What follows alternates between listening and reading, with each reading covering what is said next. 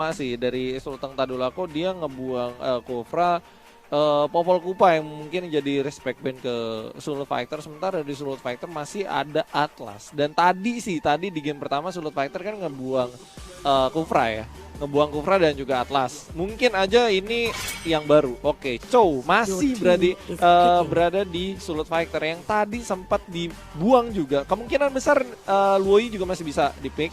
Jauhat juga masih ke Uranus lepas. Uranusnya juga lepas. Kalau misalkan second pick tim yang second pick itu nggak nge-ban Uranus, hampir pasti first picknya sekarang Uranus. Iya. Dan Esmeralda bakal Esmeralda bakal ngejawab banget dari Uranus. Esme plus Luoyi harus banget di pick sih emang. Kalau nggak di pick sama lawan dan lepas dari ban list itu fix banget. Link masih juga bermain dengan Link ternyata dari Sulteng, dan satunya lagi harusnya supportnya dulu sih. Valir masih ada. Selena, oke. Valir atau Selena is a good pick di sini menurut gua untuk Sulteng. Tapi kalau dia mau ngomongin tanknya dulu juga bisa, masih ada Grok, Hylos.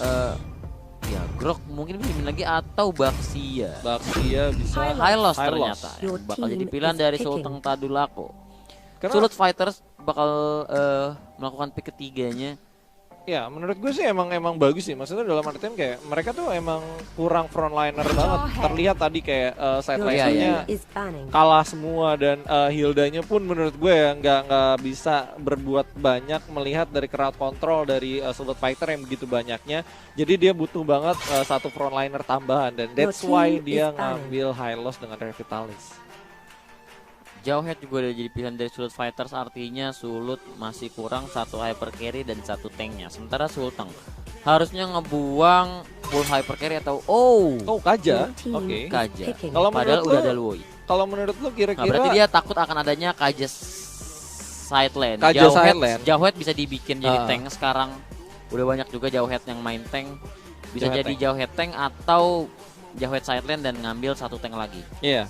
Ini tergantung dari picknya Sulut di Valir, support Valir, dan next berarti tinggal hyper carry aja dari Sulut Fighter. Apa mungkin dia butuh atau lebih ke assassin? Gue sih lebih pro ke assassin. Lancelot. Maksud gue Marsha. Ini Luoyi side lane artinya. Luoyi side lane, Jauhead Valir, Jauhead tank, Valir support. Iya, soalnya mau nggak mau ngalah sama Valir ya. Supportnya pasti bakal di Valir. Dan ternyata Tamus. Gatot sih, iya benar gue Gatot. Soalnya dia butuh banget frontliner. Balik lagi frontliner. Dia udah punya 3 frontliner sekarang. Iya. Dia udah punya 3 frontliner. Frontliner Sulut, Parsha. Harusnya sih kalau misalkan kayak gini. Kalau dia mau ngelawan pakai assassin juga kayak Lancelot atau Haya, sulit. Moskow. Oke, ini ditahan late game berarti. Ya kan gue bilang kalau dia pengen main assassin itu tuh yang bisa diambil sama cuman Parsha doang. Iya, sama aja game over karena tanknya ada 3. Tadi gue kebanyakan orang ngejawabnya harusnya pakai Kari, tapi mungkin Kari nggak selicin Moskov bisa dibilang. Jadi lebih memilih untuk pick ke arah Moskovnya. Gue seneng nih liat Moskov. Gue pemain Moskov juga soalnya. Apakah Moskov itu benar-benar efektif di tim Sulut atau ada hero yang lain sih sebenarnya? Di sisi lain Moskov itu lumayan enak buat lawan Link. Link kan main di tembok-tembok. Iya, bisa dipentokin. Ya, lebih gampang untuk pentokin Link ke tembok karena dia main seputaran tembok, di seputaran tembok. Itu yang ngebuat Moskov kadang-kadang jadi bisa counter juga buat Link sebenarnya, tapi ya itu kayak pinter-pinteran aja lah, itu outplayan aja, mikro skillnya diadu di situ, dan itu dia dari draft game keduanya. Dari draft kalau menurut gue suka ke Sulut sih masih. Oke, ke Sulut. Mungkin kalau gue ke Sulteng, kalau gue ya, karena ada 3 hero tank di depan sama ada Parsha juga, benar-benar di cover banget pastinya Parshanya untuk di damage awal. Cuma masalahnya kenapa tadi gue nanya kenapa Moskov ini efektif atau enggak, karena menurut gue pribadi ya, kalaupun memang kalau enggak Bruno tadi di pick, kalau enggak Granger, karena Granger dia online-nya cepat juga. kalau semisal Moskov benar-benar gambling untuk Sulut Fighter, kalau semisal memang bisa ditahan late game, oke. Tapi dari pikannya Sulteng, draft picknya Sulteng ini bakal pasti main online-nya lebih cepat karena dia punya 3 frontliner dan juga bakal main tubruk gaming pasti. Kalau menurut gua. Kalau dari Sulteng juga pasti mainnya nabrak dan Sulut juga harus nahan. Tapi kayaknya Esmeralda-nya yang bakal di tempo center lagi, tapi Cenorang di arah depan masih ada Revitalize, tapi masih coba di-spam lagi, masuk dari Luken, bagus banget dan stun ke arah 2 orang. Masih bisa selamat dan ternyata bakal coba dibalikin, harus mundur lagi ke belakang dari Luken. Ya, untungnya masih ada Blink ke belakang yang menyelamatkan Moskov sendirian. Sementara di arah atas balik lagi duel antara Uranus sama Esmeralda-nya benar-benar kayak endless battle banget ya. Gak ada henti-hentinya karena pastinya yang satu Absorb, yang satu punya shieldnya, yang satu juga. Tapi ini bakal kalah sih, lo lihat harus membuka Purify-nya di sana dari Prince Fighter dan harus mundur begitu aja. Dan ini yang gue takutin sih sebenarnya dari Sulut Fighter. Semisal memang rotasi intens ya, rotasinya intens, konsisten juga di arah Sulut Fighter. Kalau nggak membuahkan hasil berkali-kali, sementara dari Sulteng mereka rotasi berhasil, ini yang jadi disaster atau mimpi buruk di Sulut Fighternya sendiri. Karena dia punya hero yang menurut gua mainnya agak cukup lama gitu untuk online, yaitu seperti Moskov. Ya, Luoyi oke lah, Luoyi sama Valir oke lah, dia cuman kayak skill base doang. Cuman masalahnya dari Moskov dan juga Esmeralda. Kalau Esmeraldanya juga ketahan, itu udah bener-bener no hope sih menurut gua ya. Esmeraldanya ke pick off terus, ini bakal no hope banget buat Sulut. Iya, jadi kalau dari Sulut ya seperti yang gue bilang, mainnya bakal jadi tempo setter tapi di mid lane. Luken coba dicolek di sisi orang ke arah kanan. Masih ada Searing Torrent mundur lagi. Spear of Destruction dikeluarkan dari Moskov. Ya, Esmeraldanya bakal jadi tempo setter kalau misalkan jadi kayak beban di awalnya itu di Esmeraldanya dulu sampai mid game. Ntar kalau misalkan di mid gamenya Moskovnya udah mulai kuat, mungkin bebannya udah mulai berkurang dari Esmeraldanya. Pasti. Jadi kayak sekarang berharap ke Esmeraldanya dulu dari tim Sulut Fighter. Esmeralda jauh headnya.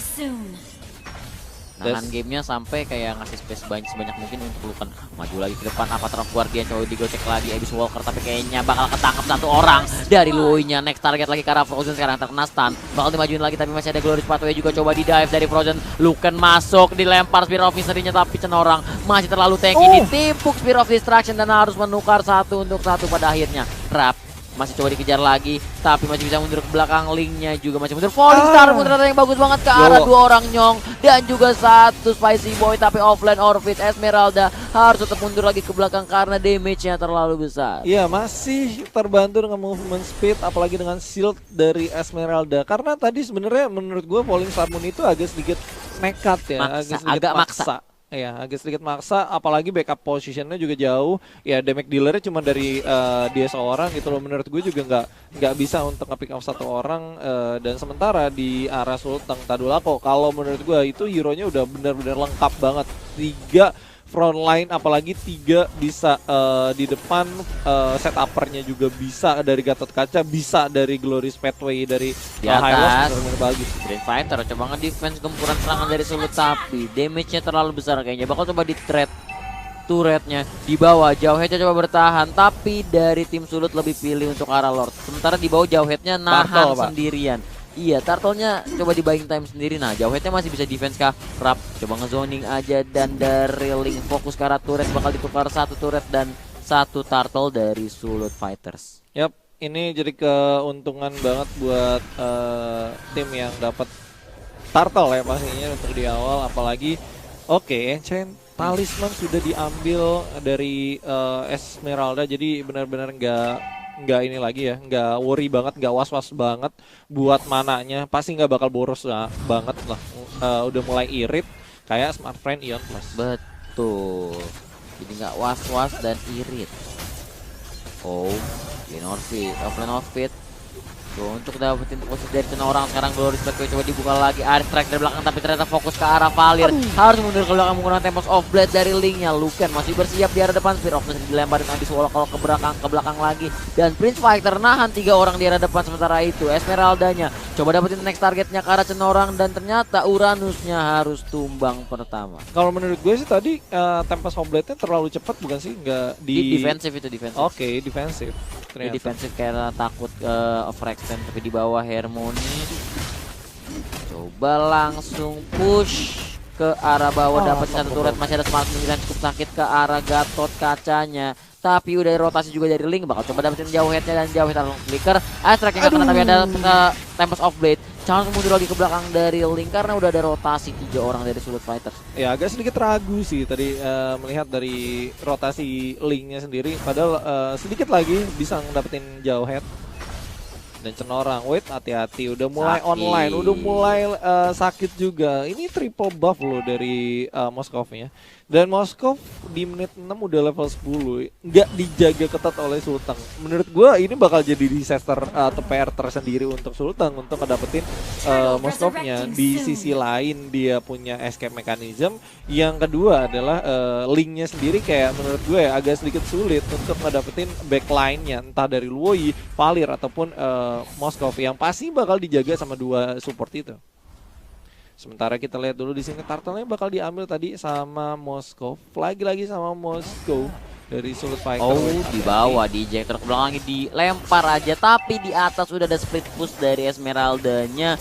Nice banget dari Sulut Fighters, nggak mau ketinggalan objektifnya. Sementara di mid hati-hati Moskov dan Luinya akan terkena stun kerjaan Breakable kebuka lagi langsung masuk, kayaknya bakal jadi mati dari Luinya. Cepet aja backup yang agak telat dari Sulut Fighter, tapi what happened? Wah gila, tapi gue ini banget salut banget buat teman-teman yang lagi nonton. Kita udah tembus sampai 400 ternyata. 400, wow. Jangan lupa juga buat share ke teman-teman kalian karena teman-teman kalian juga pastinya bakal nonton juga. Dan juga jangan lupa buat jempolnya naikin dulu ya, kita bareng-bareng naikin dulu.